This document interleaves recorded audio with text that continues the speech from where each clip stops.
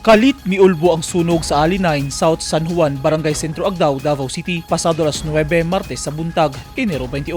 Sa inisyal nga datos, anasa napulo ka pamilya ang apektado sa sunog. Wala hinuoy na tala nga dunay naangin nga kinabuhi atol sa insidente. Mipasalig ang barangay nga tabangan ang mga nasunugan. Nagpahigayon na sab og assessment ug validation ang City Social Welfare and Development Office aron masuta kung pilagyud ka mga balay ug pamilya ang apektado sa sunog. Ginasubay pa sa Bureau of Fire Protection ang sinugdanan sa kalayo.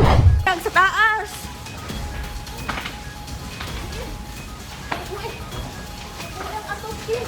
Nasunog sab ang pipila ka mga balay sa Barangay Dumoy, Davao City karong hapon, Enero 28. Sa video nga kuha sa residenteng si Casey Rosales Perino, makita nga dako na kaayo ang kalayo nga halos maugdaw na ang mga balay nga sagad gama sa kahoy. Matod ni Casey, sa Farland Extension sa Dumoy, dol sa Dumoy National High School, nahitabo ang sunog pasado alas 2 sa hapon. Nag-iyahay og salbar sa ilang mga gamit ang mga residente. Daling niresponde ang mga bumbero ug fire volunteers sa lugar. Giimbestigahan pa sa Bureau of Fire Protection ang nahitabong sunog aron masuta ang sinugdanan sa kalayo. Eugene Hinutan, Newsline Philippines. Stay safe.